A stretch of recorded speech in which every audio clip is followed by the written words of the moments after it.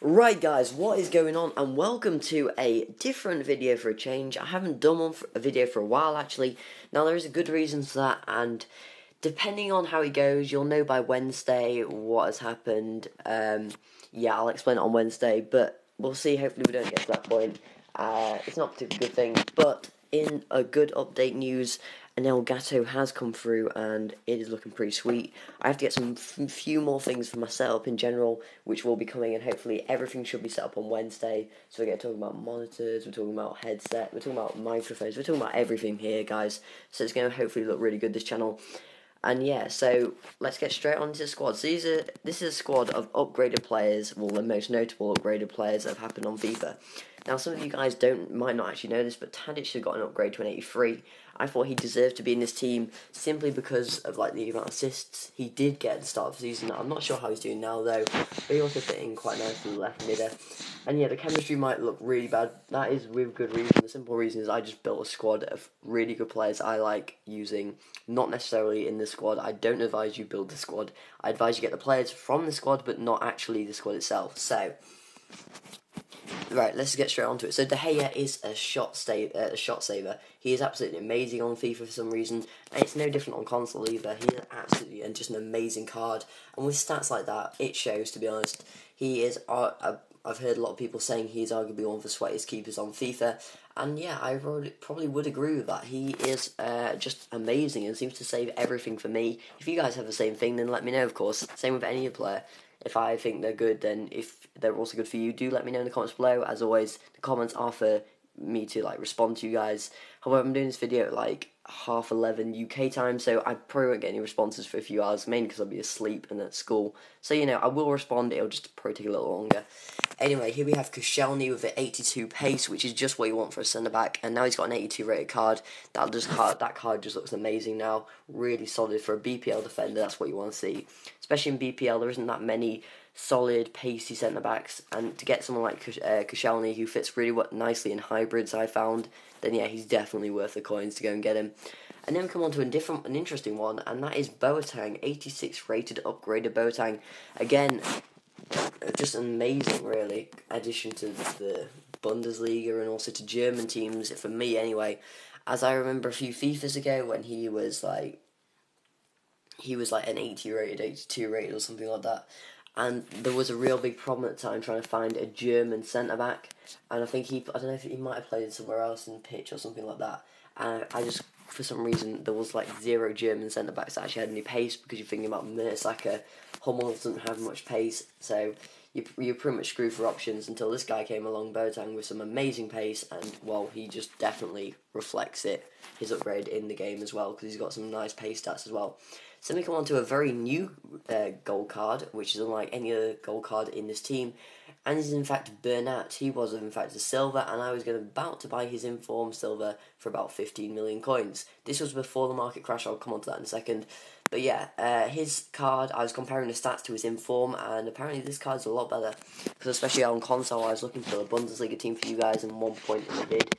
And yeah, I compared stats, and I have to pay like an extra $1 million or $500,000, which for console is a lot, so it was definitely picking him up was a much better option. And to be fair, he's one of the most solid gold cards that have come out recently.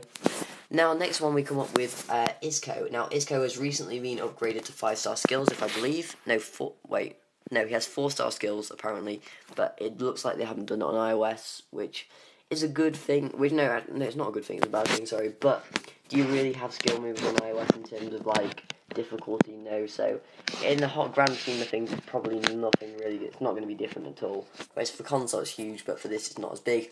So yeah, he is looking pretty decent. I mean, I haven't really played with him that much, I don't think, no, but I know I'm not a console gamer, I know this is not a console gamer channel, but on console, Jesus, my god, he is like the best centre mid I've ever played with. And that 90 passing, even on the game, on this as well, is amazing, because he's like an Iniesta sort of thing, so he's a bit cheaper than the normal Team of the Year Iniesta, and he's just a great addition to your squad. I would definitely add him in. Like, the midfield is where it's like happening really in this team, well, in terms of upgrades. The attack is really good, but midfield is just amazing, especially with Paul Pogba. Another one who is meant to come to the Premier League soon, which would look absolutely amazing, and he would go really nicely with Koscielny in that squad. no, that does not increase the chemistry at all. He would look really nice in the BPL. Hopefully he can come along. And yeah, with shooting of 85, passing of 84, and dribbling 89, and physical, he is definitely one of the midfielders that really do boss the game in this. With that, just the physicality aspect of his game is just amazing, and his ability just to pick a pass, and when you can't find a pass to dribble through and take a shot, it's the best, or arguably one of the best midfield cards on the game, and that has been on the game really. It's just so overpowered and so awesome. I just love playing with it. And yeah, so we come on to the next player, which is Alexis Sanchez, and look at those stats. I mean, you can pick this guy up for like 100k because of the Team of the Year, because people just pack a ton of them in Team of the Year. I must have packed like 20 of these guys, and I think you can get them on the market now for like 100k, just simply because of the market crash that's happened again, which ain't exactly great at all, because it means I've lost a ton of coins on Team of the Years. Yeah, so that happened, but look at those stats. With a card like that, that card should be worth like 2 million, 3 million coins at least. It's just such a good card. 90 pace, 90 shooting, 82 passing, 92 dribbling. I mean, what more could you ask for from a BPL left mid? The only one problem I have with him is that there is no right. If he was a right mid, that would just be perfect, because of course I have Hazard as well, who has to compete with. But in this formation, he's okay. So if you get the right formation, he can be amazing. But to be honest, you can just put him up front and you do exactly the same as his first inform card does, as he's just such a solid player in general. And I do advise getting him, guys, if you can afford him. And then we come on to the next three players, which are all players that have actually gone up quite a bit in value, I think. I haven't really checked for a while. But we have Aguero. Now, Aguero, I think I picked him up during the market crash. And yeah, I picked him up for 12.8 mil. He might have gone down. I'm probably made a loss on that already. But he was at one point worth 15 million coins. Plus, I mean, they weren't on the market. And if they were on the market, they would get bought in like a minute if they're up for 15 mil. So, you know, there's good reason why that card is just so good, and him and Sanchez just link up so nicely, as well as Diego Costa in a BPL team. I really advise getting like the BPL players. Well, what I'd advise doing is getting these players for like your individual squads, and then you'll really notice a difference. They're just absolutely amazing. And Aguero, every single FIFA, he has been my favourite striker, and that has not changed this year either. I just absolutely love playing with that card and with those stats. I was really disappointed when they downgraded him to an 86 flat this year, and he deserves to go up and get his upgrade to 87 this year. He really deserved that, and his inform card is just even more godly now. So I just can't go there. He's just so good.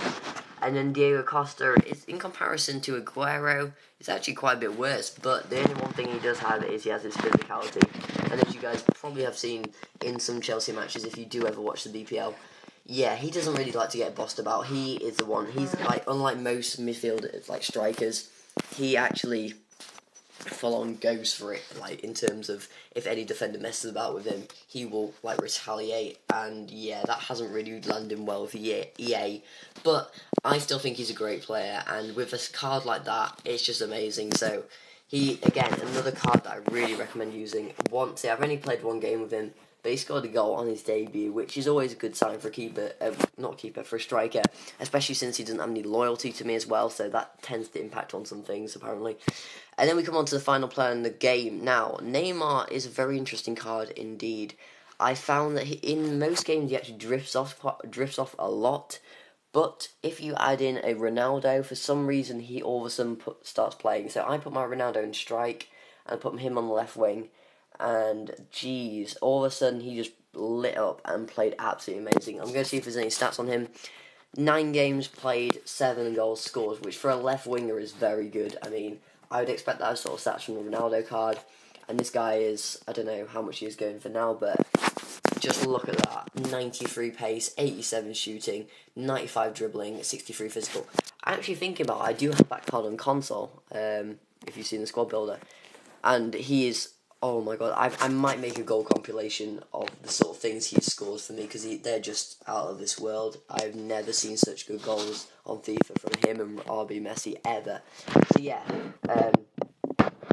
that's arguably the best. Well, for me, actually, he's better than Ronaldo on this game. I never gelled with Team of the Year Ronaldo. I keep on trying him.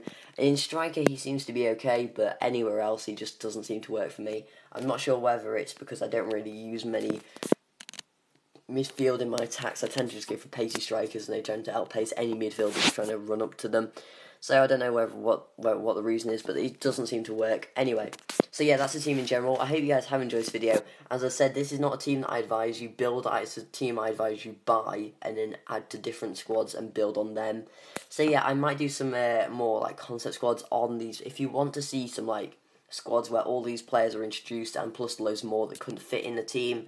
So these are some of them over on the bench. If you want to see some squads like that, make sure you do leave a like and tell me, because I will do them. I mean, like I said, there is a little problem at the moment with doing pack openings, which hopefully should be rectified by Wednesday. If it isn't, then you'll have a very interesting video coming up, and I do advise you watch that, because it's going to be like a huge new update thing. So yeah, if you want to see some squad builders coming up, let me know in the comments and I'll get on to doing them. Because of course I've got a lot of players in my club, and I'd be happy to make you guys some pretty awesome teams, including hybrids, whatever you want. I will try and make it. So yeah, I hope you guys enjoyed this video, and I'll see you guys next time.